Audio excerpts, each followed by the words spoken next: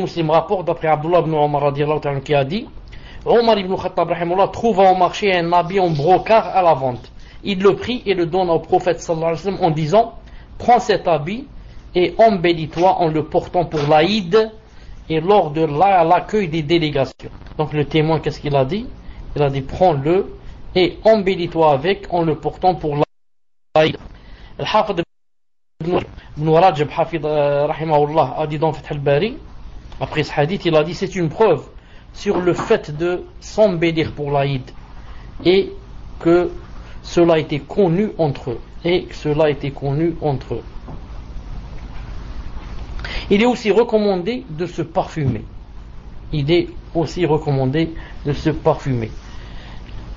Al-Firyabi rapporte dans Ahkam al-Aïdain d'après Nafi' que Ibn Omar radiallahu ta'ala anhu se lavait et se parfumait pour l'Aïd. Et sa chaîne est authentique. D'ailleurs, l'imam Malik rahimahullah a dit j'ai entendu les gens de science recommander le parfum pour la femme. Elle sort au lieu de prière sans s'embellir. C'est-à-dire qu'elle met ses habits ordinaires et elle ne se parfume pas. Ni elle découvre ses charmes et son visage car cela leur est interdit quand elles sortent. En parenthèse, pour celles qui ont l'habitude de se cacher le visage. Le 5e point. Voyez, est-ce que vous m'entendez toujours?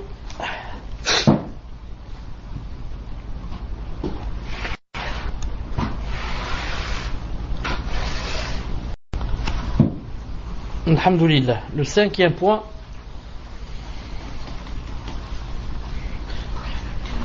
Le caractère recommandé de manger quelques dates avant de sortir pour rejoindre le lieu de prière. Il est recommandé aussi, quand on veut sortir de la maison pour aller prier la prière de l'Aïd, le Fitr, on ne va pas, et on est en jeûnant, mais on mange quelque chose, et la sunna, c'est de manger quelques dates. Al-Bukhari rapporte dans le hadith 953, d'après Anas ibn Malik radiyallahu ta'ala anhu, il a dit l'envoyé d'Allah sallallahu alayhi wa sallam ne sortait le matin de la fête de rupture du jeûne qu'après avoir mangé quelques dates.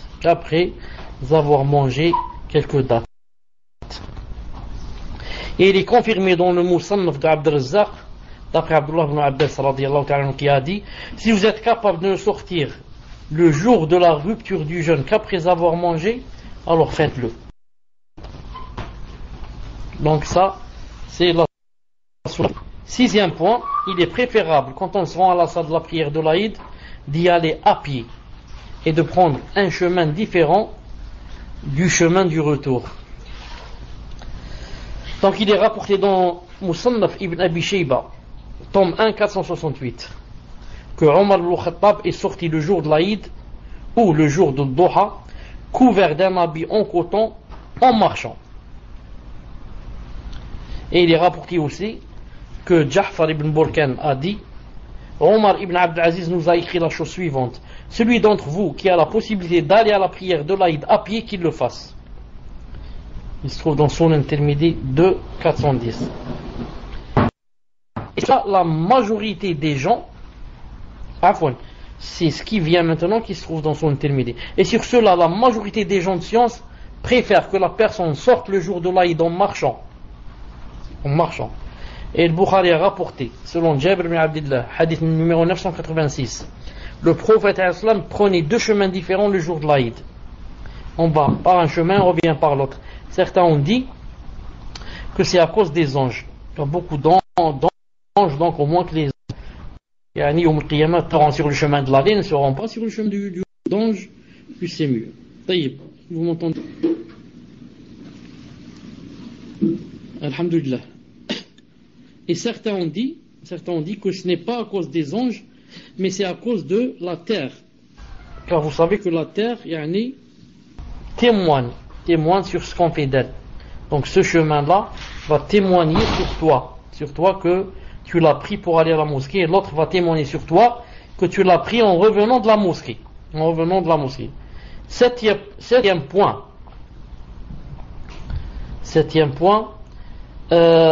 dire Allahu Akbar le jour de l'Aïd al-Fitr. Alors à ce sujet il y a plusieurs points. Le premier, sa preuve, c'est le verset, afin que vous en complétiez le nombre et que vous proclamiez la grandeur d'Allah, comme a dit Allah subhanahu wa ta'ala. Naam. لتكملوا العدة ولتكبروا الله عز وجل. طيب. Deuxièmement, le moment où cela commence, quand est-ce qu'on commence à dire Allahu Akbar? Il a dit ici, il commence le jour de l'Aïd à la sortie vers le lieu de la prière, c'est-à-dire le jour de l'Aïd, le matin, avant de sortir à la prière, on commence à dire Allahu Akbar, c'est-à-dire à faire le takbir. Nawawi rapporte dans le Majmou' 5 chapitres, et la majorité des savants ont dit, on ne dit pas Allahu Akbar la nuit de l'Aïd, mais on dit Allahu Akbar lorsqu'on se rend à la prière de l'Aïd. Ibn al-Mundir l'a rapporté de plusieurs savants. Il a dit, et c'est mon avis. Fin de citation. Je donne un autre avis. Cheikh Ibn Uthaymin rahimahullah a dit, il a dit, on dit Allahu Akbar la veille. Il a dit, on commence à dire Allahu Akbar la veille de l'Aïd et non pas le matin. C'est-à-dire contrairement à cet avis. Donc, Inch'Allah Ta'ala, celui qui a pris de l'avis de Cheikh Ibn Uthaymin a dit, je commence la nuit. La nuit, il a cité Cheikh Ibn Uthaymin le verset, il a dit, et le verset parler de la nuit.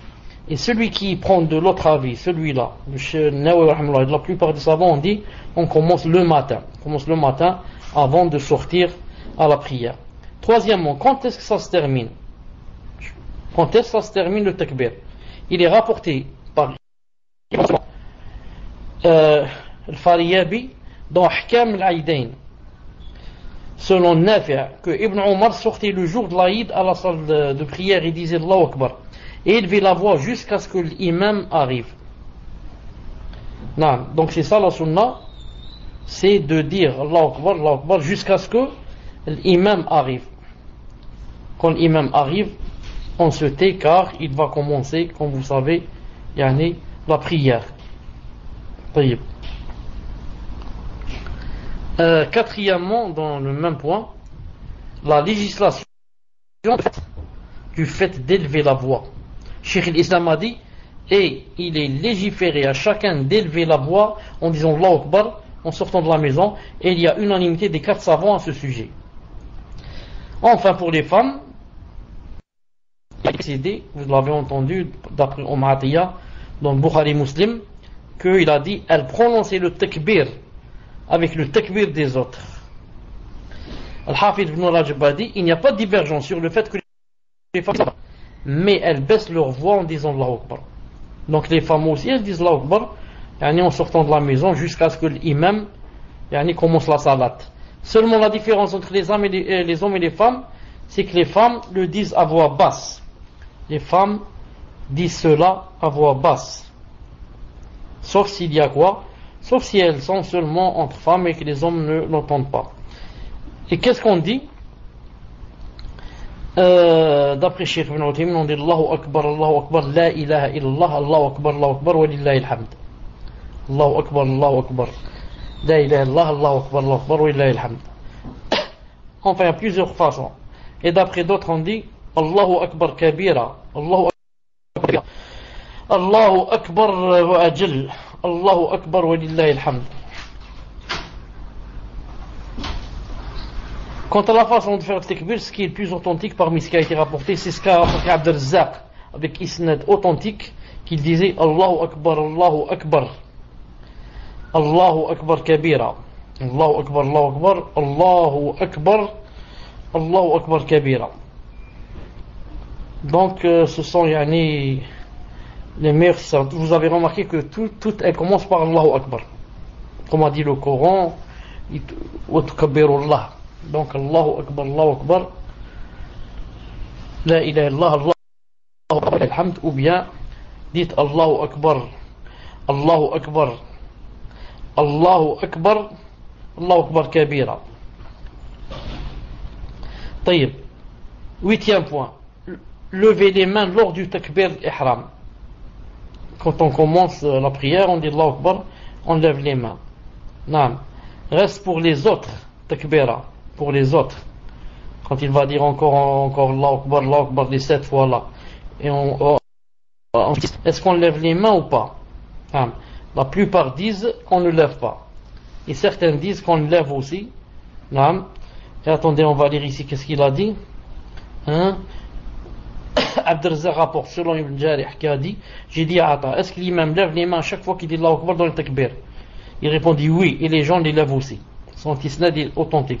Donc ici, d'après l'avis qu'il a cité ici, c'est que il lève les mains. Et c'est l'avis d'Abu Hanifa, Malik dans une version, Shafi'i, Ahmed al-Awza'i et beaucoup d'autres savants. Ibn Mundir, Ibn al-Qayyim al-Jawziyya, Ibn Baz, Ibn Uthaymin ont considéré cela aussi comme l'avis le plus juste. Que à chaque fois on lève les mains. Cheikh al-Albani rahimahullah a dit non. A dit on lève seulement la première fois. Al-Muhim. Donc, Inch'Allah ta'ala, qu'on fasse ceci ou cela, tout cela est possible, bi'idhnillahi ta'ala. 9e point, les félicitations lors de l'Aïd. Ibn Hajj rapporte dans Fath al-Bari 2, 446. Il a dit, il nous a été rapporté avec un bon isnad selon Jabir ibn Nafi' qui a dit, quand les compagnons du messager se rencontraient le jour de l'Aïd, ils disaient les uns aux autres, Taqabbalallahu minna wa mink. Et Mohammed ibn Ziyad a dit, j'étais avec Abi Umama et d'autres compagnons du prophète. Quand ils revenaient de la prière de l'Aïd, ils disaient les uns aux autres, Taqabbalallahu minka wa mink. Imam Ahmed a dit, son isnad est authentique. Son isnad est authentique. Même si Imam Ahmed lui-même a dit, il a dit quoi? Il a dit, moi, quand je rencontre quelqu'un, je lui dis pas. Mais si il a dit comme ça. Pourquoi il a dit comme ça? Car en fait, le prophète sallallahu alayhi wa sallam lui-même, il n'y a pas quelque chose comme ça qu'il a dit cette phrase. Il a dit donc moi je dis pas, mais si quelqu'un me dit, je le dis. Et les autres ont dit, puisque les sahaba l'ont dit, et les sahaba ce sont pas n'importe qui.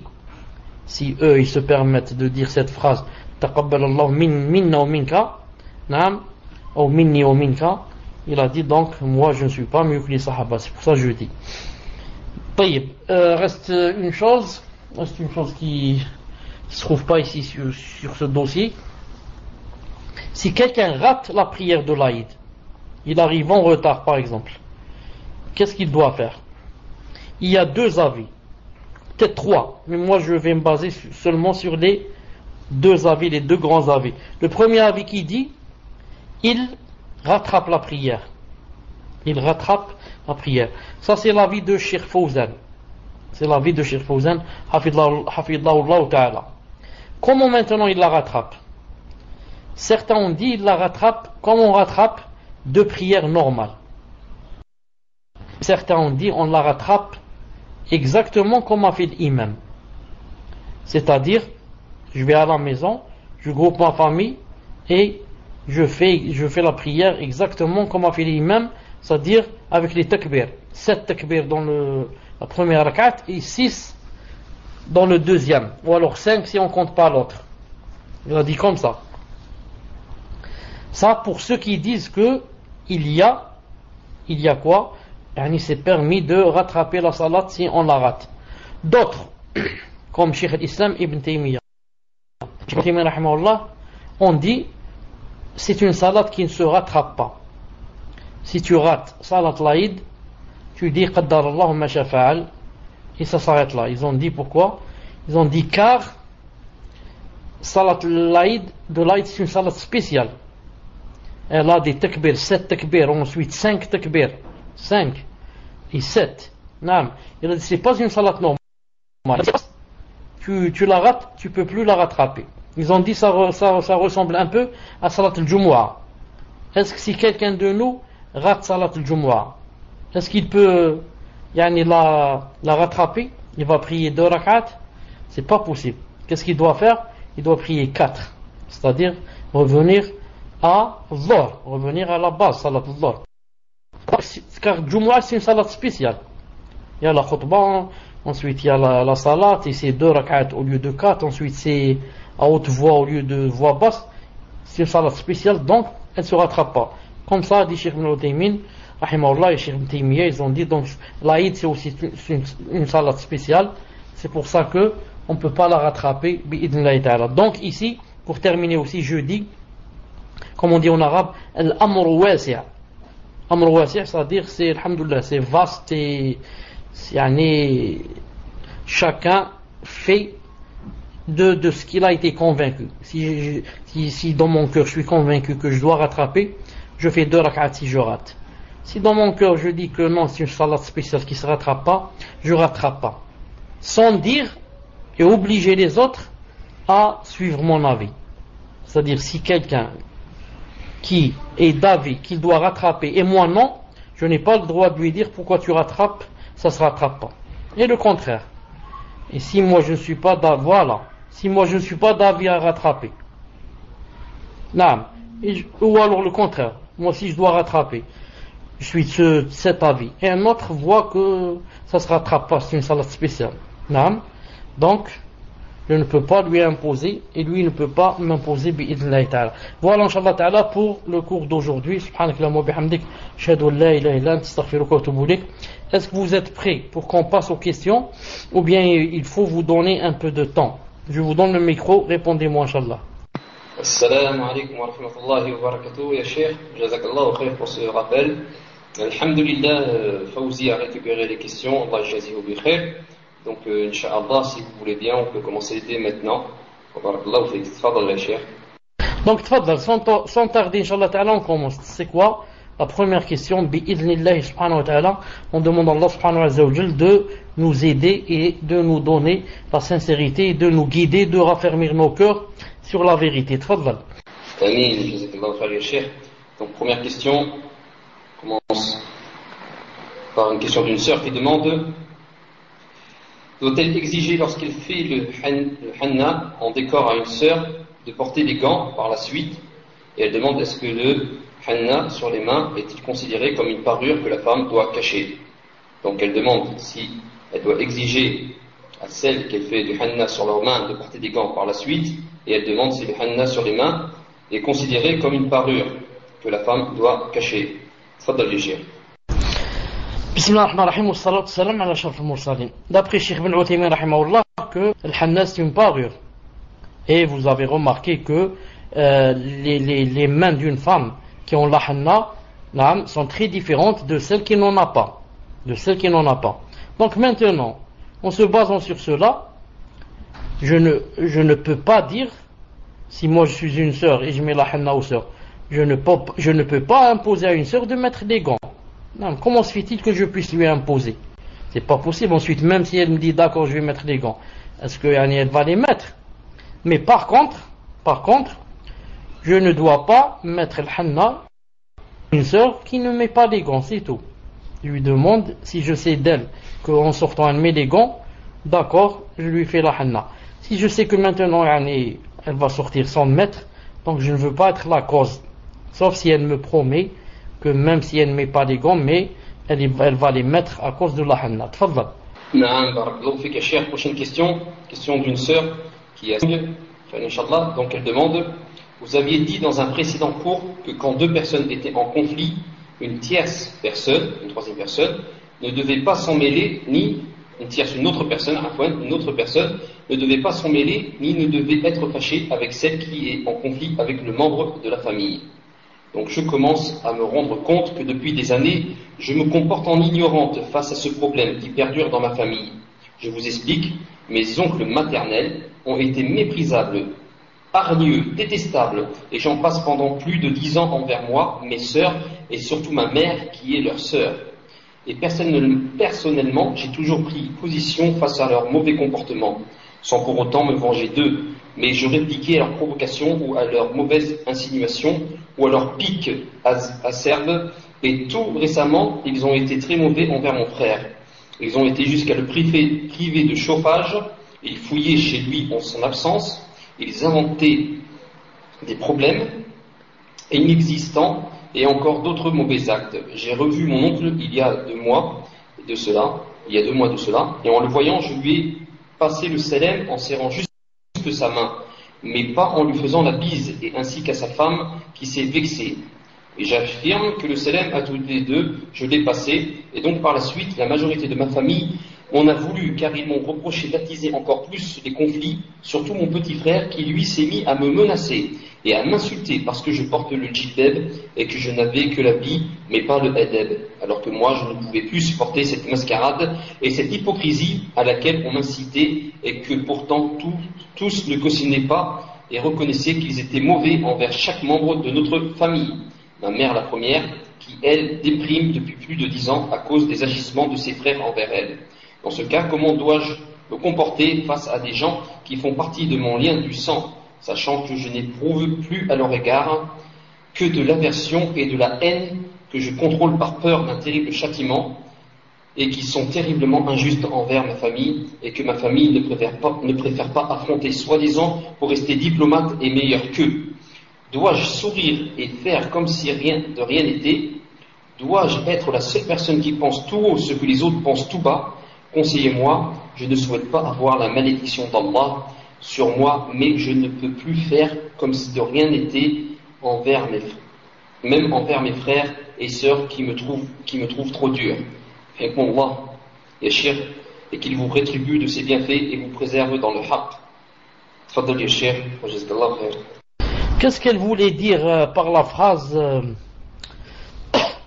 dois-je dire haut, le plus haut, quelque chose comme ça, ce que les autres disent plus bas, quelque chose comme ça? En fait, elle dit, est-ce qu'elle doit dire ce que pensent ses frères et sœurs par rapport à ses oncles qui ont un mauvais comportement? Eux le pensent tout bas, ils disent rien, ils patientent, mais elle se demande si elle doit le dire, c'est-à-dire à voix haute, si elle doit leur montrer, et pour qu'ils sachent ce qu'ils pensent vraiment d'eux, c'est-à-dire de ce qu'elle pense de ses oncles, du comportement qu'ils ont. C'est pas dans les chers. Salam alaikum, est-ce que vous m'entendez?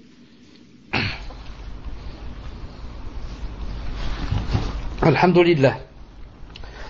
Taïb m'a dit dans le cours passé, si vous vous rappelez, et la personne a bien cité que j'avais dit ça dans le cours passé, que, comme a dit Allah Ta'ala dans le Coran, وَلَا تَزِرُ وَزِرَةٌ وِزْرَ أُخْرَى. C'est-à-dire, on ne prend la charge d'une autre personne. Chaque personne, c'est elle-même qui prend sa propre charge. Et en ce sens, là, si quelqu'un fait du mal à un ami à moi, et donc mon ami ne va plus parler avec celui-là, ça ne veut pas dire que moi je ne vais plus parler avec celui-là qui ne m'a pas fait du mal à moi. Vous avez compris, hein? Donc, ça c'est comme j'ai dit la fois passée, reste que il ne faut pas oublier, maintenant si cette personne a fait du mal à mon ami, et que en faisant ce mal, par exemple, elle devient une personne qui désobéit à Allah subhanahu wa ta'ala, ou alors elle peut devenir même perverse, cette personne, en faisant un mal, par exemple, je ne sais pas, en buvant de l'alcool, en volant, en faisant ceci. Ça ne veut pas dire que je ne la déteste pas en Allah subhanahu wa ta'ala. Si ce qu'elle a fait, par exemple, sort des normes religieuses et se contredit avec ce qu'a dit Allah ta'ala et a dit son prophète, alayhi salam. Seulement, et ensuite autre chose là avant d'oublier, moi je ne suis pas obligé de parler avec toutes les personnes et de faire de toutes les personnes des partisans, des amis intimes. Moi l'essentiel, comme dit Cheikh Ibn Uthaymin, d'après le hadith du prophète alayhi salam, c'est que je n'ai pas le droit de ne pas parler à une personne plus de 3 jours quand on se rencontre. Maintenant, si on ne se rencontre pas et on ne se parle pas, ça ne veut pas dire que je suis dans le péché. Dans le péché, quand on se rencontre et je ne te parle pas plus de 3 jours.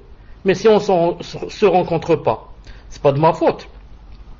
Et Cheikh Ibn Uthaymin a dit, rahimahullah, a dit quand on se rencontre, ce n'est pas obligé de se parler, c'est-à-dire de discuter. Il a dit, si tu dis salam, tu es sorti de quoi? Il a dit, tu es sorti de la menace du hadith.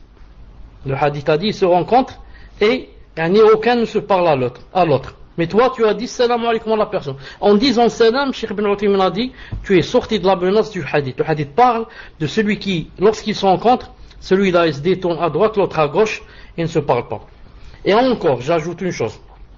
Le hadith parle des personnes qui dépassent 3 jours, si ce n'est pas dans le din, à cause des affaires d'argent, de ceci, cela. Mais maintenant, si c'est des choses dans le din, je ne lui parle pas à cause du din. C'est permis plus de 3 jours, c'est permis plus de 3 ans, c'est permis plus de 30 ans.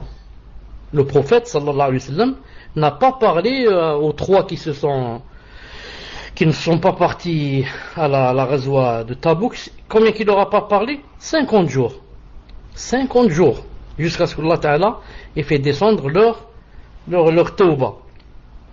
Et Abdullah ibn Omar n'a pas parlé à son fils, yani, depuis le jour où il lui a cité le hadith. Il a dit, moi, yani, je fais le contraire. Il lui a plus parlé jusqu'à sa mort. Jusqu'à sa mort. Qu'est-ce que ça veut dire? Il lui a dit, je fais le contraire. C'est pas comme ça, mais il lui a dit, Abdullah ibn Omar a dit à son fils, yani, son fils lui a dit, ou plutôt lui, il a dit à son fils, quand il a entendu qu'il ne veut pas laisser sa femme aller à la mosquée, il lui a dit, le prophète islam a dit que on ne doit pas interdire aux femmes d'aller à la mosquée, yani, si elles le veulent. Il a dit, le prophète islam a dit comme ça. Son fils lui a dit, quant à moi, je l'empêche, je ne la laisse pas aller. Depuis il lui a dit, moi je te dis, le prophète islam a dit, toi tu me dis, moi je la laisse pas. Le hadith, le rapporteur a dit, depuis ce jour, il ne lui a plus parlé jusqu'à la mort. Jusqu'à la mort. Donc maintenant, si je ne parle pas à quelqu'un, à cause de ce qu'il fait, yani de contraire au din, etc., dans le but de peut-être qu'il revienne, peut-être qu'il se réveille, peut-être, c'est permis, Inch'Allah Ta'ala. Mais quand c'est à cause de la dunya, à cause d'argent, à cause d'héritage, à cause de la voiture, à cause de ceci, cela, ce n'est pas permis plus de 3 jours, bi'idhnillah ta'ala. Et dans tous les cas, je rappelle que si une personne dit à l'autre salam alaikum, elle est sortie de la menace du hadith, Inch'Allah ta'ala. Tfadal. Jazakallah khair ya cheikh. Prochaine question. Question d'un frère qui demande, salam alaikum ya cheikh, un frère tunisien voudrait savoir s'il y a des savants en Algérie, proche de la Tunisie, c'est-à-dire est-ce qu'il y a des savants qui sont proches de la frontière algéro-tunisienne, soit de l'Algérie. Des savants, le mot est très grand. Savant, vous savez que ça veut dire savant. Cheikh Ben Uthaymin, Cheikh Ben Baz, Cheikh Blouhaïdan, le savant, le mot savant, c'est vraiment très grand. Peut-être qu'il veut dire des talibou'ilm. Pour l'Algérie, c'est très grand. Peut-être qu'il veut dire des talibou'ilm. Si c'est talibou'ilm, il y en a partout, bi'idhnillahi ta'ala.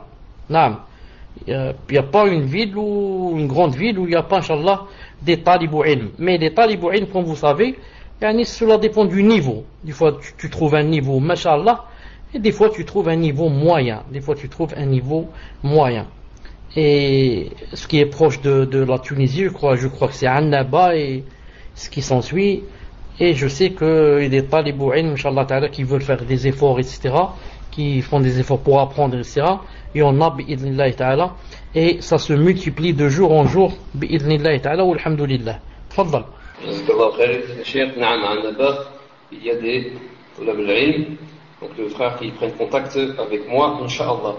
Donc prochaine question d'une sœur qui demande, j'aimerais me faire fabriquer un parfum sur mesure par un parfumeur. Ce parfum sera composé d'un taux de 50% d'alcool, Inch'Allah. Mais d'abord, j'aimerais savoir si c'est licite, car en effet, je serai donc la cause pour que ce fabricant manipule de l'alcool en l'introduisant dans la composition.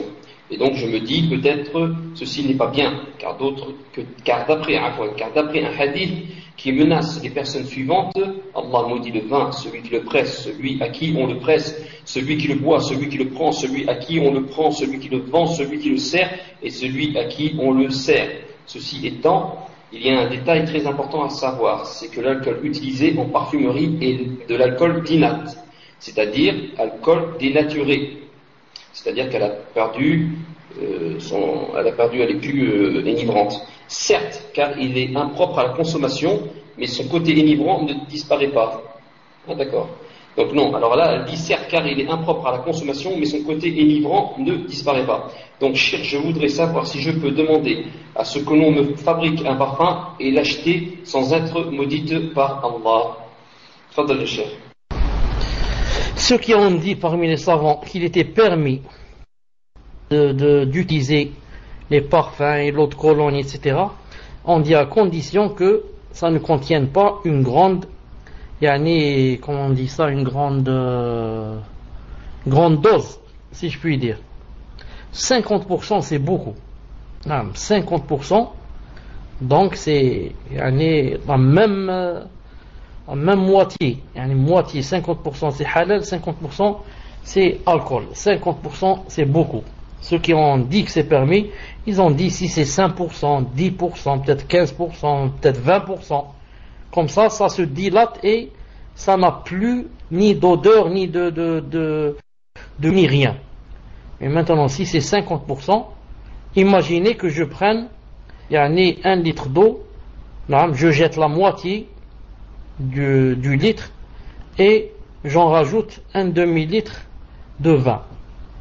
Alors maintenant j'ai 1 litre divisé en deux, la moitié eau, la moitié vin, vraiment, mais s'il y avait quelques gouttes ou 1% ou 2%, peut-être que je sentirais même pas l'odeur et que je m'en rendrais même pas compte.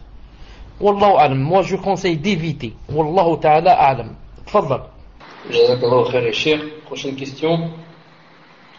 Question d'un frère qui demande: je voudrais savoir qu'est-ce que le libre arbitre dans l'islam? Quelle est la différence entre le destin, déjà écrit et décidé par Allah Azza wa Jal il y a très longtemps, et le libre arbitre dont chaque personne dispose pour décider de elle-même de faire telle ou telle chose, dont certains savants parlent? Et ensuite, j'aimerais savoir si la notion même de prédestination n'est-elle pas en contradiction totale avec celle du libre arbitre? En d'autres mots, croire en la prédestination ne revient-il pas à assimiler que l'être humain ne dispose d'aucune volonté propre et qu'il n'est pas donc pas du tout libre de ses mouvements? Et par la même occasion, dire qu'on a un libre arbitre ne revient-il pas à remettre en question la prédestination et par la même occasion la grande puissance d'Allah dans sa création parfaite? Je voulais juste rajouter que Cheikh Chalabi avait fait un cours là-dessus qui était très compréhensible. Donc Cheikh, je vous laisse répondre à cette question. Si tu te rappelles du cours, est-ce que tu peux nous résumer en 2 ou 3 phrases ce que j'ai dit? En fait, Allah Azza wa Jalla nous a déjà écrit toutes nos destinées. Mais comment dire?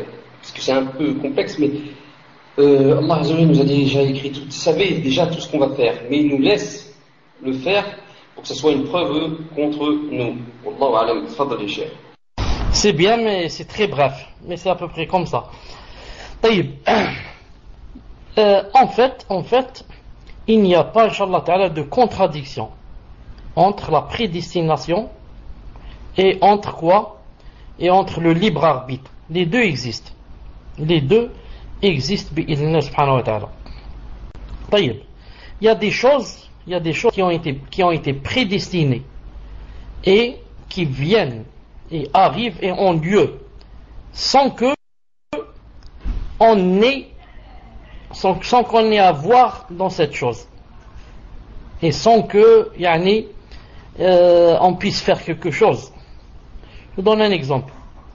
Quand Allah Ta'ala prédestine qu'il va y avoir un tremblement de terre dans telle ville, ou un cyclone, ou un ravage, ou je ne sais quoi, est-ce que quelqu'un, par exemple, peut l'arrêter? Non. Ou il prédestine qu'il va y avoir de la pluie, ou ceci ou cela. Est-ce que quelqu'un va l'arrêter? Il prédestine que telle personne va mourir tel jour. Il prédestine que telle personne sera pauvre. Il prédestine que telle personne sera riche. Il prédestine il a mis que on tombe malade. Non. Qu'on ne peut pas vivre sans manger, sans respirer, sans dormir, sans tomber malade, il y a des choses qui sont prédestinées, claires, et que ça n'a rien à voir avec notre volonté. Reste maintenant, le libre arbitre, il se trouve où? Il se trouve dans ce qu'on fait nous. Ce qu'on fait. C'est pour ça que Allah subhanahu wa ta'ala, comme il a dit dans le Coran, hadayna an-najdayn. Imma shakiran wa imma kafura. Allah subhanahu wa ta'ala t'a montré et t'a guidé et t'a dit qu'il y avait deux voies. Voilà, je t'ai créé et j'ai mis devant toi deux voies. La voie qui mène vers moi et mon paradis, et la voie qui est celle de Satan et qui se termine par l'enfer. Et il t'a donné le cerveau pour réfléchir, la raison, et t'a envoyé des messagers et des livres, et t'a dit voilà, je te facilite encore si tu veux suivre ce chemin. Et ensuite, il t'a bien montré le chemin de Satan, que c'est celui de Satan, et que si tu le suis, tu seras en enfer, et tu vas encourir la colère d'Allah. Ensuite, il t'a dit choisis. C'est ça le libre arbitre. Car, si tu ne choisissais pas toi, si c'était pas toi qui choisissais, alors, Yom al-Qiyamah, tu peux avoir, astaghfirullah, je dis astaghfirullah, je demande à Allah Ta'ala de me pardonner, mais c'est ce que ça donne. Tu pourrais avoir, tu pourrais établir la preuve sur Allah. Au lieu que ce soit lui qui établisse la preuve sur toi, maintenant c'est le contraire. Tu vas lui dire à Allah Ta'ala, c'est toi qui as prédestiné que j'allais boire l'alcool. Alors pourquoi aujourd'hui tu me dis va en enfer à cause de l'alcool? Ya Allah Ta'ala, c'est toi qui as prédestiné que j'allais voler. Alors pourquoi aujourd'hui tu me dis pourquoi tu as volé, je t'emmène en enfer? Ya Allah Ta'ala, tout était écrit, tu as prédestiné que j'allais faire le haram avec une femme. Pourquoi maintenant tu me dis pourquoi tu as fait ça? Et comme ça. Alors ça c'est impossible. C'est impossible. Personne ne peut établir la preuve sur Allah. Mais c'est lui qui établit la preuve sur toutes les personnes, toutes ces créatures, dans cette vie et dans l'au-delà. Donc, il va te dire, Yom al-Qiyamah, moi, je t'avais bien dit que, attention, il faut suivre ce chemin et pas l'autre. Et que cette chose est haram, et que cette chose est halal. Donc c'est toi, ta passion, ton shaitan, ta raison, tes amis, je ne sais qui t'ont poussé à faire le haram et non pas moi. Reste que, voilà le problème maintenant du frère qui a posé la question ou la sœur. Reste que, cette chose que tu as faite toi, ce péché que tu as fait toi, en t'aidant de ton shaitan et de tes amis, de tes passions et de tes tentations et de 50 000 ans avant de créer les cieux et la terre, je l'avais écrit dans un livre. Ah, maintenant quelqu'un va dire, donc puisque c'est écrit, donc c'est lui qui l'a écrit, donc il fallait que je le fasse. Et nous, qu'est-ce qu'on dit? On dit non, c'est pas comme ça qu'il faut comprendre. Il faut comprendre que Allah Ta'ala l'a écrit 50 000 ans avant de créer les cieux et la terre, parce qu'il savait que tu allais le faire et l'a écrit. C'est pour cela qu'il aurait pu, s'il avait voulu, il aurait pu attendre jusqu'à ce que tu le fasses et il dit aux anges, écrivez-le. Mais Allah Ta'ala, ce n'est pas comme nous. Toi, pourquoi tu n'écris pas aujourd'hui ce qui va se passer demain? Car tu n'es pas sûr ce qui va se passer demain. Et tu ne sais pas ce qui va se passer demain. Toi, si tu vas passer un examen demain, est-ce que tu peux être sûr dès maintenant que tu vas réussir? Tu ne peux pas être sûr. Même si tu travailles à 100%, on va dire que tu as échoué. Donc tu attends jusqu'à ce que tu passes l'examen, ensuite tu dis j'ai réussi. Mais Allah Ta'ala, avant que tu passes l'examen, sait, avant de te créer, même avant de te créer, il sait ce que tu vas faire. Le verset a dit, nul malheur n'atteint la terre ni vos personnes qui ne soit enregistré dans un livre avant que nous ne l'ayons créé. Vous avez compris? Allah Ta'ala, s'il avait voulu, quand il nous a créés, quand on était dans le dos de Adam alayhi salam, s'il avait voulu, dès qu'il nous aurait créés, il nous aurait dit, toi, au paradis, toi, en enfer, toi au paradis, toi en enfer, et comme ça. Même avant que, même si on n'allait pas descendre sur terre, et nous-mêmes on ne sait pas ce qu'on allait faire. Tu lui aurais dit, ah Allah, pourquoi moi tu m'as pas mis du côté des gens du paradis, tu m'as mis parmi les gens de l'enfer? Il va te dire parce que, tout simplement, si je t'avais mis sur terre, tu aurais fait des péchés, beaucoup de péchés, ou tu aurais fait le coffre, ou ceci ou cela. Qu'est-ce que tu vas dire? Tu vas dire, non, ya Allah, smahli, mais c'est pas vrai. Ah, non, ya Allah, j'accepte pas. Moi, laisse-moi vivre sur terre, et ensuite, naam, dis-moi, voilà ce que tu as fait, ce que tu as fait. Alors, Allah Ta'ala, qui ne fait pas un atome d'injustice, nous a laissé d'abord vivre cette vie, alors qu'il sait d'avance tout ce que tu vas faire par détail, et il t'a dit, fais ce que tu fais, fais ce que tu veux, et après, quand on se rencontre, tu vas voir que tout ce que tu as fait, je le savais, je l'avais écrit des milliers d'années avant de te créer. Donc, comme vous voyez, il n'y a aucune contradiction, Inch'Allah Ta'ala, entre le libre arbitre et ce que Allah Ta'ala a écrit dans son livre sur la tablette préservée. Donc j'arrête ici, c'est-à-dire pas le cours, mais j'arrête sur ce que j'ai dit maintenant, et je veux que vous me posiez des questions spécialement pour ceux qui n'ont pas encore compris ce que j'ai dit, pour le répéter, pour que ça soit très clair dans leur cœur et dans leur aqida, car c'est très important. C'est pas après ils disent, moi j'ai pas compris pourquoi Allah Ta'ala a écrit ceci, donc c'est écrit contre moi, donc c'est pas de ma faute, si je bois de l'alcool c'est écrit, 50 000 ans avant de créer les cieux c'était écrit, donc pourquoi Allah Ta'ala va me mettre en enfer, etc. Est-ce qu'il y a quelqu'un qui a des choubouhettes dans cette chose?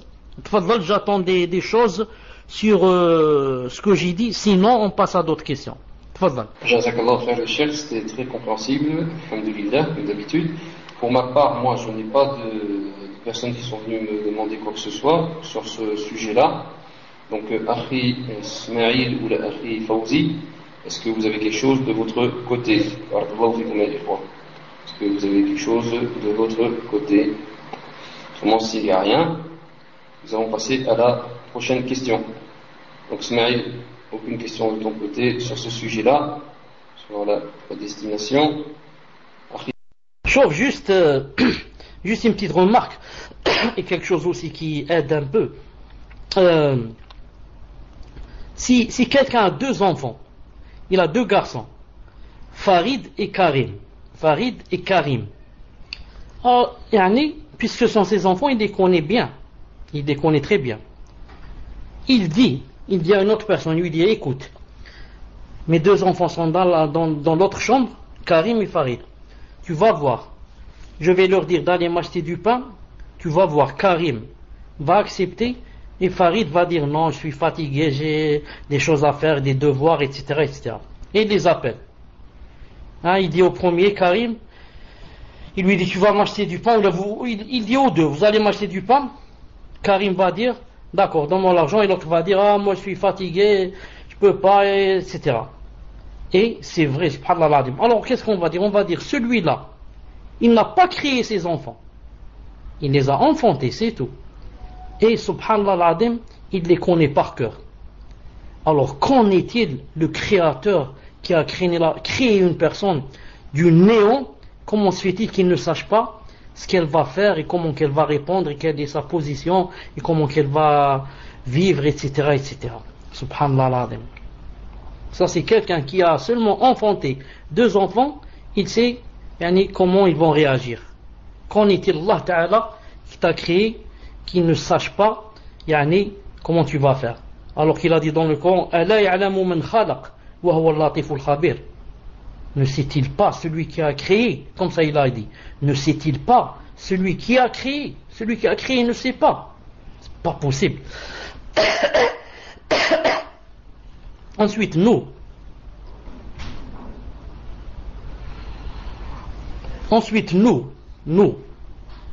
attendez une seconde, je prends le micro en enlevant ma main, une seconde.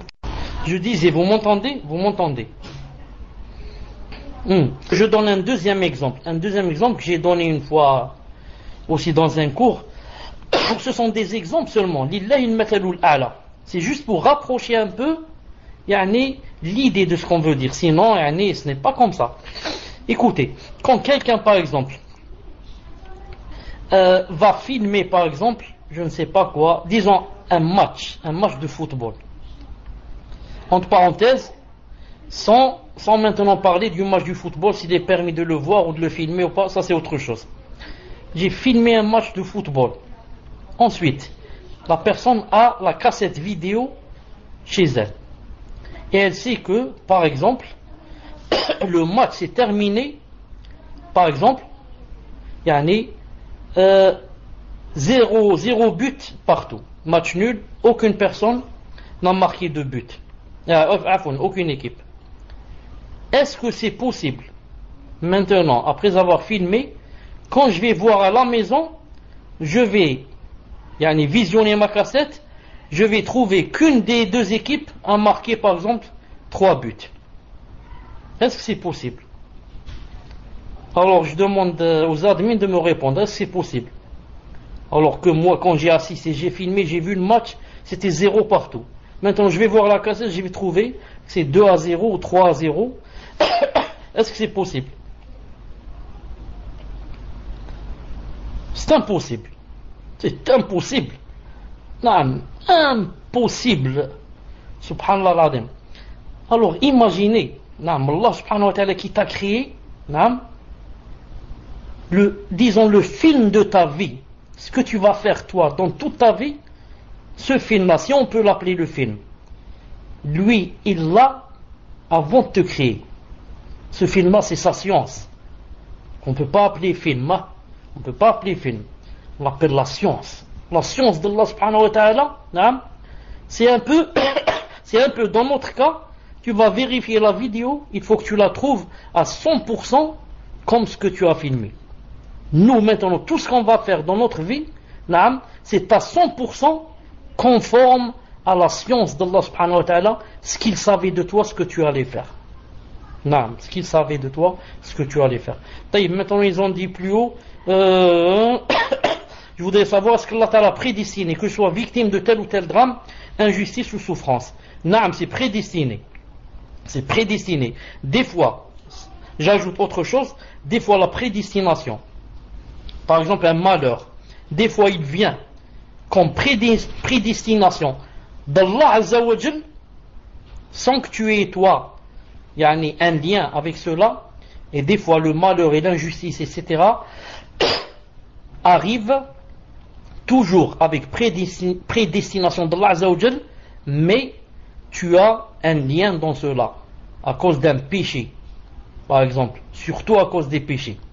Des fois, Allah Ta'ala savait que tu allais faire telle et telle chose, alors il t'a donné, il t'a donné un malheur, ou bien il a laissé telle ou telle personne te frapper, ou te léser, ou te faire une injustice, ou te voler, ou te braquer, ou t'agresser, ou.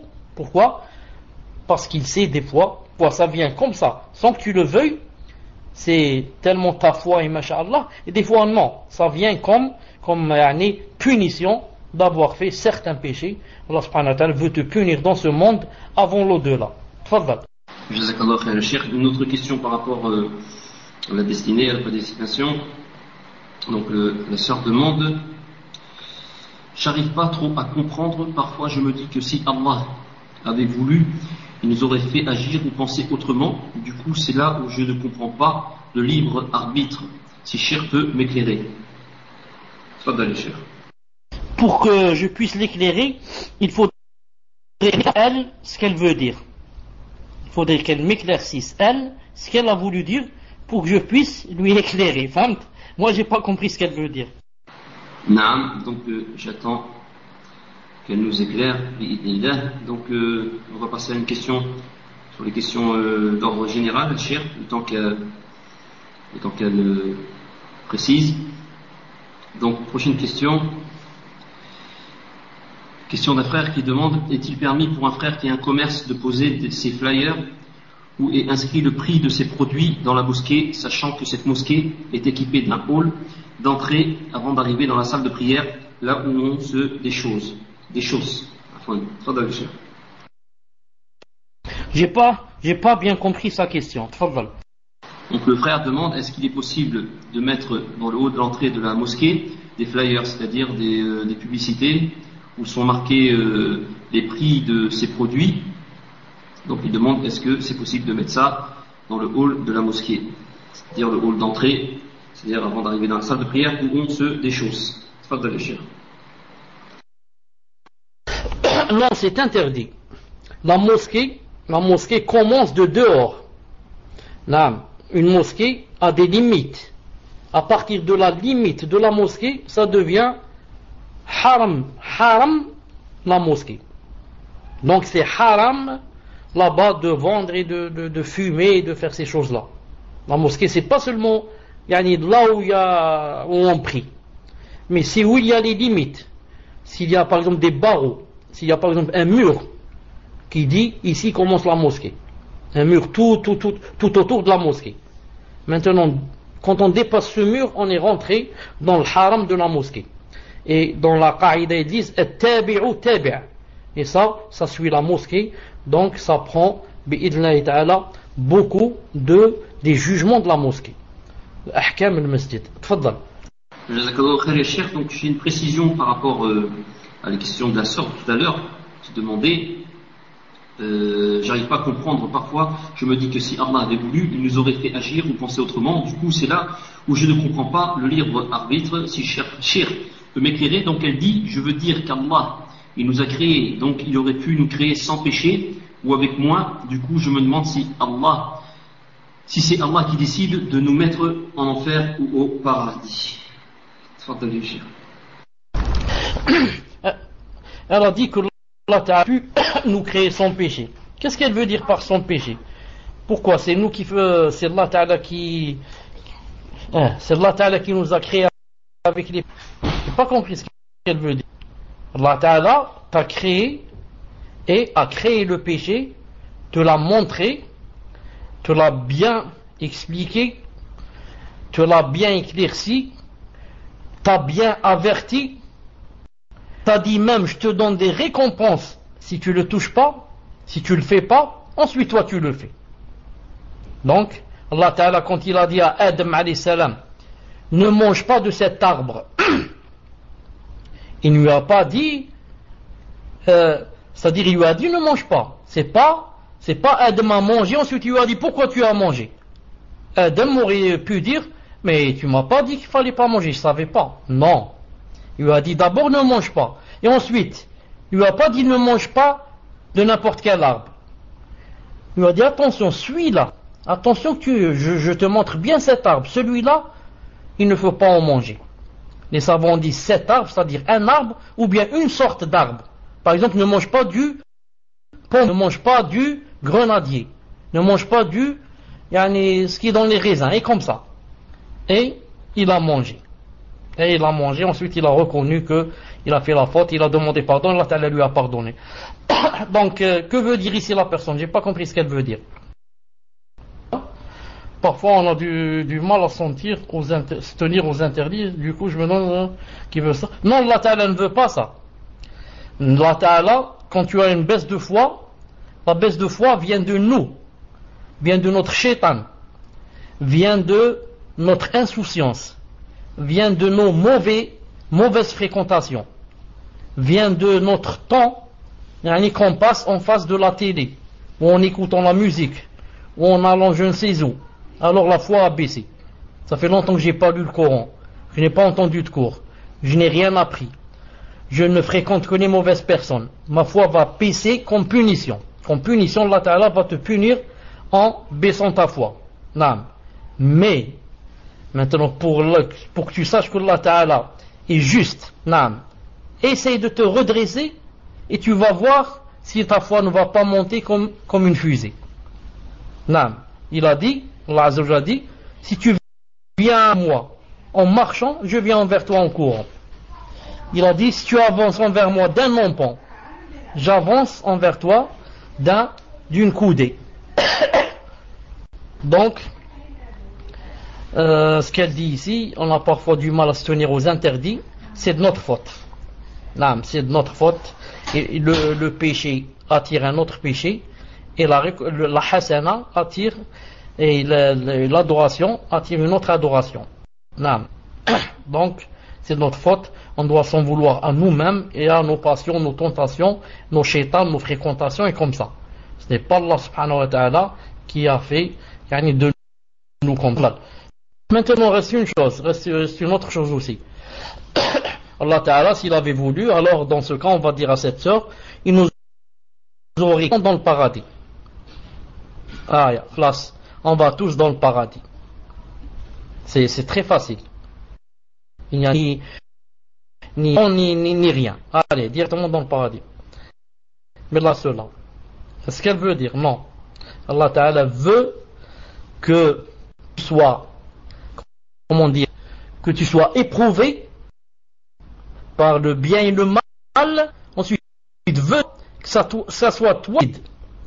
Ya Allah, je veux t'adorer et à cause de toi, je suis prêt à délaisser telle et telle chose que au fond de moi-même j'aime, mais à cause de toi je les délaisse. Pour que tu m'aimes et pour que tu me récompenses en me faisant rentrer au paradis. Naam, c'est ça le charme. C'est ça le charme. D'ailleurs, si Allah Ta'ala ne nous a pas descendu sur terre, s'il nous a créé directement, tu ouvres tes yeux, tu te trouves au paradis. Tu n'aurais pas trouvé le plaisir du paradis. Sache-le. Naam, tellement tu ouvres les yeux, tu es là au paradis, il y a tout. Naam, tu crois que là c'est normal. C'est pour cela que vous remarquez que par exemple les Richards, je parle des Richards, les grands Richards qui ont des milliards, qui ont vécu seulement oh, ils ne sentent pas la belle vie. Pour sentir la belle vie, sentir le plaisir, il faut d'abord que tu passes par ce qui n'est pas bien, par ceci, cela, naam, la vie simple, etc. Ensuite, chose, là tu vas sentir, tu vas dire, machin. C'est pour cela, d'ailleurs il y a ça aussi dans la hikmah, c'est pour cela que quand on va mourir, celui qui meurt croyant sur le tawhid, que Allah Ta'ala fasse qu'on meurt croyant. Quand tu vas mourir dans la tombe, si tu fais partie des gens qui vont aller au paradis, qu'est-ce qu'on va te montrer d'abord dans la tombe? On va te montrer d'abord l'enfer et ta place dans l'enfer. Naam. On va t'ouvrir une porte dans la tombe, on va t'ouvrir une porte ou une fenêtre qui montre ta place dans l'enfer. Et quand tu auras vraiment peur, et tu auras cru que donc tu vas aller en enfer, les anges vont fermer cette porte et te dire, naam, cette porte c'était dans le cas où tu avais désobéi à Allah Ta'ala. Mais maintenant que tu lui as obéi, voilà, Inch'Allah, ta place où elle est. Et ils ouvrent une deuxième porte pour que tu vois le paradis. Et tu vois le paradis. Naam. Car si on t'ouvre directement ta place, pour te montrer ta place dans le paradis, on ouvre directement dans la tombe, tu vas dire peut-être dans ton cœur, je savais. Bien sûr, moi je priais beaucoup et je jeûnais, donc je savais que j'allais au paradis. Non, tu sais pas. Donc je te montre d'abord l'enfer pour que tu saches... pour que tu saches quoi? Pour que tu saches que quand tu vas rentrer au paradis, tu as gagné deux choses. Tu as gagné le paradis, certes, mais tu as gagné aussi le fait de n'avoir pas été à l'enfer. Deux choses très importantes. C'est pas seulement tu rentres au paradis, mais aussi tu ne rentres pas à l'enfer. C'est très important. C'est pour ça que le kafir, on va lui montrer le contraire dans la tombe. On lui montre d'abord la porte du paradis. Quand il va être content, on va lui dire ça, si tu avais obéi à Allah Ta'ala. Ensuite, on lui ouvre la porte de l'enfer, on va lui dire voilà ce qui t'attend. Pourquoi lui aussi? Pour qu'il sache qu'il a raté quoi? Qu'il a deux grandes punitions. La première, de se trouver en enfer, et la deuxième, de ne pas rentrer au paradis. Non, car si on lui avait pas montré sa place dans le paradis, il aurait pu dire moi je savais que j'allais en enfer, toute ma vie j'étais un kafir, etc. Mais non, tu sais pas ce que c'est le paradis, il faut que tu le vois pour que tu saches que, pour que tu aies des remords, de grands remords, comment se fait-il que j'ai raté ce paradis? Non, mais si tu connais pas le paradis du tout, tu t'en fous, tu dis moi je vais en enfer et ça me suffit. Non, je te montre le paradis, je te dis tu ne l'auras pas. Faut que tu saches, tu aura tout vite des remords. Non, j'aimerais savoir si les malheurs qui nous arrivent sont des punitions, peuvent être des épreuves. Non, personne ne peut savoir. Les savants ont dit en général, la personne, si elle est masha'Allah et pieuse, etc., ce qui lui arrive comme malheur, ce sont des épreuves. Et si la personne est loin d'Allah subhanahu wa ta'ala, et elle ne fait que du mal, etc., des péchés, ce qui lui arrive, ce sont des punitions, bi'idhnillahi ta'ala. Mais des fois, la personne, même elle est bien avec Allah subhanahu wa ta'ala, et ça n'empêche pas que des épreuves lui arrivent. Le prophète, sallallahu alayhi wa sallam, non, je ne parlais pas des épreuves, astaghfirullah, ça n'empêche pas qu'une punition lui arrive. Parce que toutes les personnes, peuvent faire des fautes. Toi, tu es masha'Allah, mais une mauvaise fréquentation, ou je ne sais pas ce qui se passe, tu vois une chose qui n'est pas bien, c'est un haram, et tu peux avoir juste pour avoir fait. Et la punition, alhamdoulilah, quand elle touche quelqu'un qui est masha'Allah, c'est un signe d'Allah qui l'aime. Comme a dit le prophète dans le hadith de Sahih al-Bukhari, il a dit, quand Allah Ta'ala veut à quelqu'un du bien, il lui donne une épreuve. Il a dit yusab minhu. Tfaddal. Jazakallah khair les chers. Prochaine question. Inch'Allah. Question d'une sœur qui demande: ma sœur est mécréante et refuse toute conversation religieuse. Comment dois-je me comporter avec elle? Continuer à lui parler ou pas, vu qu'elle me parle de ses petits copains, etc. Barakallahu les chers. Tfaddal. Puisqu'elle ne veut pas que tu lui parles de cette chose, ne lui en parle pas. Cette chose, cette chose, comme a dit le prophète, il a dit: Ala inna sil'atallah ghaliya.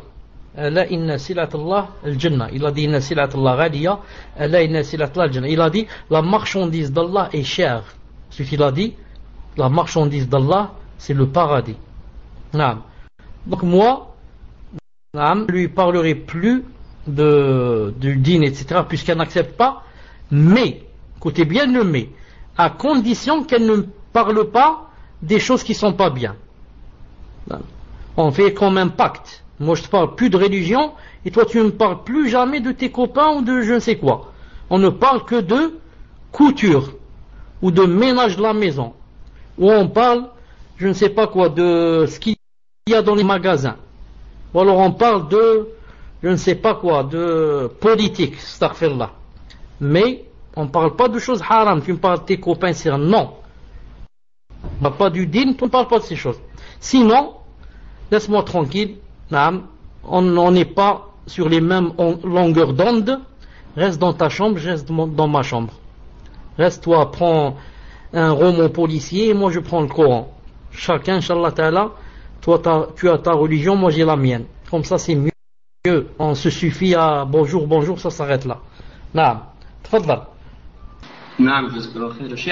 Juste pour revenir à cette question, je connais un frère converti, deux frères d'ailleurs, c'est deux frères convertis, et celui qui s'est converti le premier, il faisait souvent le rappel à son frère qui n'était pas encore converti, subhanallah, j'y connais personnellement, et le deuxième, à force il en avait marre et il lui a dit: écoute, si tu continues à me parler de cette religion, soit tu arrêtes ou soit je coupe tout contact avec toi, et ce ne sera plus la peine de venir me parler. Et subhanallah, peu de temps après, ce frère, cette personne-là, est revenu vers son frère et il lui a demandé de lui expliquer qu'est-ce que c'était l'islam, et ainsi de suite. Et subhanallah, c'est ce deuxième frère, ce frère qui s'est converti, maintenant il est étudiant à Al-Medina. Allahu Akbar. Il est étudiant à Al-Medina. Prochaine question, Inch'Allah. Question d'un frère qui dit: je suis un frère de France, je n'ai pas la possibilité de faire la hijra encore. J'ai eu le diplôme pour être professeur de mathématiques en collège-lycée. Ce métier est-il licite, sachant que les collèges et lycées de France sont mixtes et soutiennent la laïcité? Mais je déteste la laïcité dans mon cœur. Ces écoles enseignent le koufr. Mais moi, je veux juste enseigner les mathématiques. Ce métier fait-il sortir de l'islam, vu que cela touche à la aqida? Est illicite à cause de la mixité et de la laïcité? La seule fatwa que j'ai vue est une fatwa de Cheikh Firkous, mais celle-ci contient un avis de Ibn Jibrin qui est mis en garde. Est-ce que j'ai entendu qu'il a dit que en enseignant les mathématiques, il faisait quelque chose qui annulait l'islam ou quelque chose comme ça. Si tu peux relire la fin où il dit mathématiques. En fait, il demande par rapport à ce métier, il dit: ce métier est-il licite, sachant que les collèges et les lycées de France sont mixtes et soutiennent la laïcité? Donc il dit par rapport à cela, ce métier fit-il sortir de l'islam vu que cela touche à la aqida? Donc je ne vois pas le rapport, ces écoles enseignent le koufr, mais moi je veux juste enseigner les mathématiques. Ce métier fait-il sortir de l'islam vu que cela touche à la aqida? Je vois pas le... Je pense que c'est par rapport à l'école, la laïcité, tout ce qui s'ensuit. Est-ce que voilà, le fait de travailler là-dedans, est-ce que c'est licite ou pas pour lui? Justement, c'est ce qui m'a posé problème quand il a dit que ce métier fait-il sortir de l'islam. Je pense qu'il ne parle pas des mathématiques, parce que moi j'avais cru que des mathématiques, mais il parle de la laïcité. Là, moi personnellement, je ne vois pas où est le mal si j'enseigne à des gens, par exemple, la physique ou les mathématiques, ou qui n'a rien à voir avec la laïcité, ni le communisme, ni. Celui qui a les péchés, c'est celui qui enseigne une chose qui est haram. Là, j'enseigne aux enfants des choses qui se contredisent avec le Coran et la Sunna. Mais si j'enseigne les mathématiques, ou j'enseigne la physique, ou bien les sciences naturelles, ou bien la géographie, ou bien l'histoire, ou bien la langue française, ou bien l'arabe, ou bien dans un contexte qui ne se contredit pas avec le Coran et la Sunna, je n'ai pas fait de haram. Reste ici quoi? Reste le fait d'enseigner dans un collège où il y a la mixité. Ça c'est, vous savez que la vie le plus juste, que c'est haram. Mais des fois, comme dit Cheikh Firkous, des fois la personne se trouve des fois dans le besoin, des fois elle n'a que cette solution, et des fois ceci, cela. Ça c'est la personne elle-même qui doit écrire à un savant pour lui répondre. Sinon la matière en elle-même n'a rien de haram. Mais le fait d'enseigner où c'est mixte, ça c'est une fatwa, ça demande une fatwa. C'est-à-dire le savant te répond d'après quoi? D'après, est-ce que tu es dans la daroura, est-ce que tu ne l'es pas, est-ce que tu dois nourrir tes parents, est-ce que tu as des enfants, tu dois travailler, est-ce que tu n'as trouvé que ce travail, est-ce que ceci, cela. Ça, il faut demander à un savant, bi'idhnillahi ta'ala. Tfadal. Et étant professeur, je fais partie du gouvernement, il soutient la laïcité. Et l'éducation nationale gère ces écoles qui enseignent le kufr. Naam, ça aussi c'est une chose. Tfadal. De toute façon, c'est sûr qu'en étant en France, ces écoles vont pas enseigner le tawhid, ça sera que du koufr. Khayr, Inch'Allah. Donc, prochaine question. Question qui demande une sœur, avant de poser la question. Donc, elle demande si elle peut enregistrer la réponse. Inch'Allah. Donc, de toute façon, ça sera mis sur le site de Cheikh Chalabi, au pire. Donc, elle demande: peut-on verser zakat al-fitr en nourriture à une mosquée qui ensuite la distribue aux nécessiteux, sachant que l'on ne connaît aucun nécessiteux qui l'a versé directement? Apparemment, il y a une fatwa de Cheikh Fawzan, Hafidhallah, qui autorise ceci, mais elle est en arabe et je ne sais pas lire l'arabe. Donc, Cheikh, je vous donnerai la fatwa. Qu'Allah vous récompense pour ce que vous faites, qu'il vous accorde son vaste paradis. Tfadal li Cheikh. Et vous l'avez fait il y a deux jours, je crois, 2 ou 3 jours, vous avez déjà répondu à cela dans votre cours, mais tfadal li Cheikh. Oui, cela est permis, Inch'Allah, les savants. Et vous savez, la zakat, on doit la donner maximum 2 jours avant. Pas une semaine, 10 jours. Malgré cela, les savants ont dit on peut la donner 10 jours, 15 jours à l'avance, si on sait quoi? Si on sait, par exemple, que l'association à laquelle on va la donner, ou bien la mosquée à laquelle on va la donner, va la garder chez elle jusqu'à, aux 2 derniers jours pour qu'elle la fasse sortir, à ma place. Et ensuite, maintenant, si c'est connu que cette mosquée est une mosquée de gens sérieux et de gens fiables qui vont donner la zakat, c'est-à-dire en haricots, en dattes, etc. Et non pas, ils vont distribuer de l'argent. Je demande aux gens, si on me dit oui, c'est vrai que chaque année ils font comme ça, dans ce cas je leur donne, et ce sont eux qui se débrouillent avec les pauvres. Donc j'enlève la responsabilité de mon coup, bi'idhnillahi ta'ala. Mais à condition, comme j'ai dit, que la mosquée soit fiable, les gens de la mosquée soient fiables et qu'il la fasse sortir, comme a dit le prophète sallallahu alayhi wa sallam, en riz, en blé, etc. et non pas en argent. Tfaddal. Prochaine question. Question d'un frère qui demande: une vidéo est largement propagée sur YouTube et peut-être ailleurs. Elle peut être sur YouTube et peut-être ailleurs et se nomme La vérité sur l'islam. En fait, il s'agit d'un documentaire qui a pour objectif de donner une bonne image de l'islam et de rétablir la vérité aux yeux des gens en Occident. J'ai visionné un extrait de cette vidéo et avec ma très faible science, je me suis rendu compte qu'elle comportait beaucoup de contradictions avec le minhaj des salafs. Déjà, on ne sait même pas qui a réalisé cette vidéo, on ne sait pas qui a fait cette vidéo. Ensuite, ils utilisent beaucoup des anachid, ils montrent des femmes dévêtues, ils se permettent de représenter le paradis, l'enfer, le Dajjal et Iblis. Et quand il s'agit de dire quel est le vrai islam et le vrai minhaj qu'il faut suivre, ils sont ambigus et pas vraiment clairs. Et si cette vidéo n'était pas autant vue par les gens, je n'en aurais pas parlé. Mais je ne suis ni savant, ni étudiant, et ma science est faible, et je peux me tromper. Je vous donne le lien de cette vidéo. Pouvez-vous, cher, nous dire ce que vous en pensez? Jazakallah au khair. Donc, cher, je vais vous donner ce lien, et Inch'Allah, lorsque vous aurez le temps de regarder la vidéo et de nous dire la prochaine fois ce qu'il en est.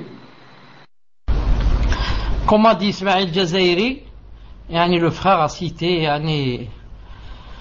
ce qui suffit pour dire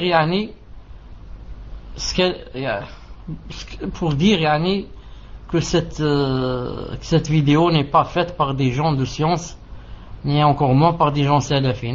Mais malish, on va Inch'Allah ta'ala confirmer pour le prochain cours, Inch'Allah. Tfaddal. Prochaine question. Question d'une sœur qui demande: je pose la question. J'ai lu qu'on pouvait donner la zakat el-mel à des personnes endettées.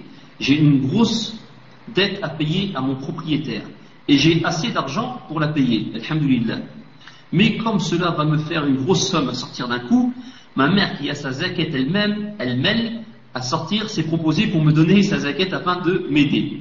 Malgré le fait que j'ai assez d'argent pour payer ma dette, puis-je quand même accepter la zakat de ma mère comme aide financière ou pas? En résumé, est-ce qu'une personne qui est endettée mais qui peut payer elle-même sa dette, par exemple en plusieurs fois, a le droit de recevoir une zakat elle-même quand même pour payer sa dette? La zakat al-mal, c'est permis de la donner à quelqu'un qui est endetté, mais à condition qu'il n'a pas les moyens de payer. Vous avez compris? Ce n'est pas quelqu'un qui a les moyens de payer et on lui donne la zakat al-mal. C'est pour cela que, comme dit Cheikh Ibn Uthaymin, il a dit, il est possible que la personne, par exemple, travaille, mais elle arrive tout juste à manger, à boire, et donc celle-là, elle peut payer. Cheikh Ibn Uthaymin a dit, cette personne peut payer ses dettes, mais difficilement. Difficilement. Et maintenant, si quelqu'un, par exemple, a de l'argent de côté, de quoi payer ses dettes, il ne peut pas prendre la zakat pour les dettes, car il a les moyens de les payer. Si par contre, c'est difficile de les payer, pour les payer, il faut faire beaucoup d'économies, serrer la ceinture, etc. On peut s'aider en prenant de la zakat al-mal, Inch'Allah ta'ala. Tfaddal. Non, mais cher, mais dans la question, cette sœur, elle dit elle-même qu'elle a les moyens.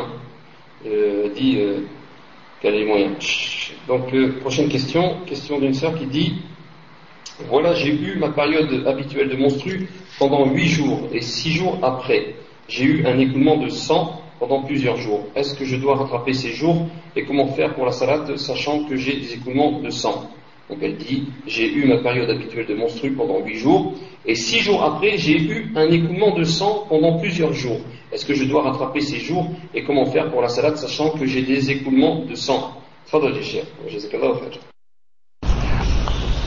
Après cette réponse à cette question, tu ajouteras, Inch'Allah ta'ala, la dernière question. Choisis, Inch'Allah ta'ala, la dernière question, ou bien, si c'est classé, alors prépare la prochaine question, Inch'Allah ta'ala. La prochaine et dernière. Les savants ont dit, il est possible qu'une femme ait 2 fois dans le même mois les menstrues. Les savants ont dit, ce n'est pas impossible qu'une femme ait 2 fois les menstrues dans le même mois. C'est pour cela que, D'abord, la femme, quand elle se purifie des menstrues, d'abord il faut qu'elle soit sûre qu'elle s'est purifiée. Pour être sûre, il faut que, ou bien elle voit les pertes blanches pour les femmes qui ont les pertes blanches. Et celles qui n'en ont pas, elles doivent voir ce qu'on appelle la sécheresse. C'est vraiment sec, au point il ne reste vraiment rien de rien. Donc maintenant, elle est pure. Mais si elle a l'habitude d'avoir les pertes blanches, la sécheresse ne suffit pas. On n'a pas le droit de dire il n'y a rien, c'est sec, donc je suis pur. Non, il faut les pertes blanches pour celles qui en ont. Maintenant, si elle a vu sa pureté et que quelques jours après elle a eu encore le sang, on va voir. Si c'est le même sang que celui des règles, avec la couleur, l'odeur, et thakhin, gras, et qui ne se coagule pas, contrairement au sang naturel. Donc elle le reconnaît avec son odeur, sa couleur, etc. Donc c'est le sang des règles. Se basant sur quoi? Sur ce qu'ont dit les savants, qu'une femme peut avoir 2 fois les règles par mois. Mais si par contre c'est un sang clair, un rouge vif, un rouge clair, pas rouge foncé, qui n'a pas d'odeur, comme le sang que quelqu'un, si on le blesse dans sa main, il y a du sang qui coule. Dans ce cas, ce n'est pas le sang des règles, c'est le sang des veines. Si c'est le sang des veines, ça n'empêche pas de quoi? Ça n'empêche pas de laver cet endroit et de prier, et aussi d'être approché par son mari et de jeûner, car c'est ce qu'on appelle dam fasad et non pas dam hayd. Donc c'est un sang de veine et non pas un sang de menstru. Donc c'est à elle de voir bi'idnillahi ta'ala, se basant sur ce que j'ai dit. Là il y a la dernière question, tfaddal. Cheikh, vous m'aviez dit de choisir ou de prendre à la suite, mais le souci c'est que là je viens juste de recevoir une question. Apparemment c'est une personne qui est dans le lit de la mort, et donc est-ce que vous me permettez, Cheikh, de poser cette question? C'est par rapport à une dette. Donc est-ce que vous me permettez de poser cette question par rapport à cette personne qui est dans les affres de la mort, Inch'Allah? Tu as dit si je te permettais de poser la question. Donc moi je ne vois pas pourquoi je ne te permettrai pas de poser la question. Alors que c'est moi qui t'ai dit pose la dernière question. Tfaddal. Non, parce que c'était pas la question qui venait juste après. Donc c'est pour ça que je voulais pas faire d'injustice par rapport à la personne qui était juste après.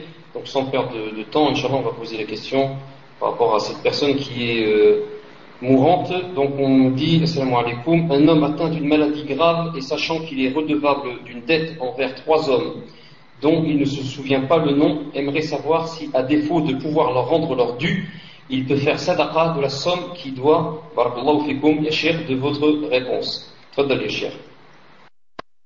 Justement, c'est comme ça faire. Il doit être sûr qu'il a fait son possible pour connaître qui sont ces 3 hommes, qui sont ces 3 personnes. Si maintenant il ne se souvient plus, et c'est impossible de se souvenir, et que malgré cela, il se souvient très bien qu'il y a des dettes, alors dans ce cas, il prend les dettes qu'il a, et il les donne par exemple à des nécessiteux, ou bien à une mosquée, ou bien en mettant dans l'intention que c'est pour les créanciers, pour ce que c'est à cause de l'argent, des dettes des gens qui m'ont par exemple prêté cela et que maintenant je n'arrive pas à trouver le nom. Mais Allah Ta'ala sait et connaît qui sont ces gens, et Inch'Allah Ta'ala il va leur donner l'équivalent par exemple en hasanat, alors leur nom, voilà en leur nom. Et pour terminer, Inch'Allah Ta'ala, puisque tu as sauté la personne qui avait sa question et que peut-être elle va s'énerver, donc tu vas, Inch'Allah Ta'ala, poser sa question qui sera la dernière, Inch'Allah Ta'ala. Tfaddal. Jazakallah khair ya cheikh. Donc question, on dit, mon frère s'est marié avec une sœur convertie.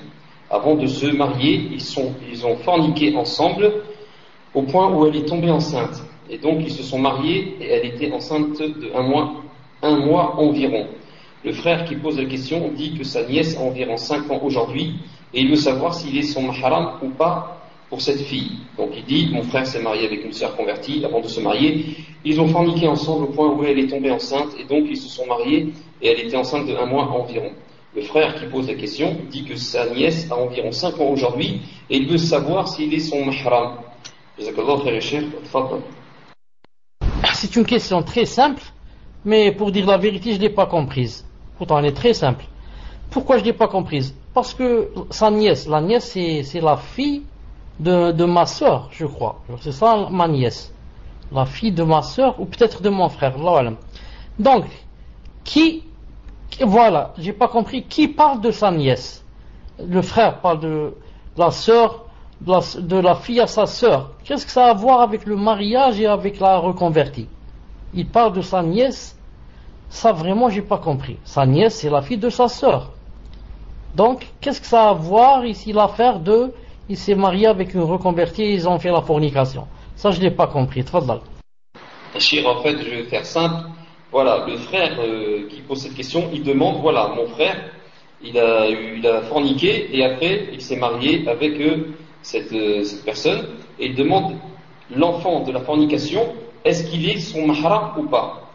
C'est-à-dire l'oncle, est-ce qu'il est le mahram de cet enfant ou pas? Fandal les chers.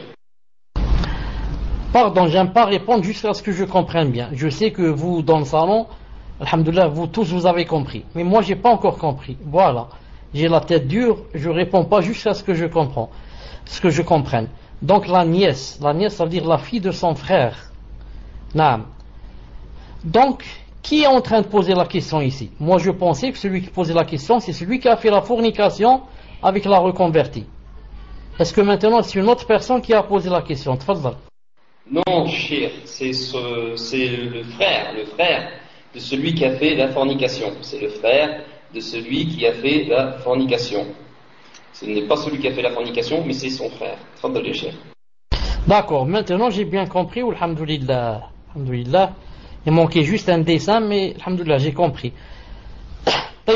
Donc il doit dire d'abord à son frère, je ne sais pas, il n'a pas dit que son frère, si c'est un frère dans le sens religieux, pas un frère de père et de mère. Si son frère est un frère, comme on dit, erfidlah, frère Allah subhanahu wa ta'ala, il doit lui dire que il doit refaire le mariage, car ce mariage étant été fait pendant quoi?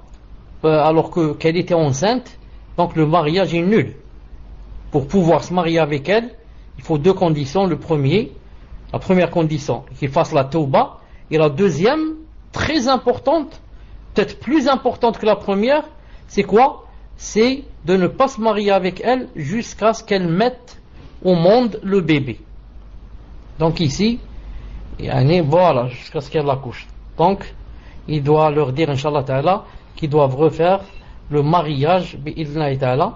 Et donc, puisqu'ils se sont mariés ainsi, donc le bébé n'est pas, comme vous savez, il n'est pas son père, il est seulement son père biologique. Religieusement, il n'est pas son père. Et s'il n'est pas son père, donc, par priorité, par mimbab aoula, comme on dit en arabe, donc son oncle n'est pas son oncle. Vous avez compris? Si son père n'est pas son père, comment se fait-il que son oncle soit son oncle? C'est pas possible. Efficacement voilà, c'est sûr. Non. Inch'Allah Ta'ala, on va arrêter ici, Inch'Allah Ta'ala. Donc aujourd'hui c'est samedi, l'Aïd c'est peut-être lundi ou mardi, et dans tous les cas, que ce soit lundi ou mardi, donc mercredi on va pas faire cours, puisque c'est la semaine de l'Aïd. Et si Allah subhanahu wa ta'ala nous donne encore dans la vie, on va se rencontrer Inch'Allah Ta'ala samedi bi'idhnillahi ta'ala, si tout va bien. Naam.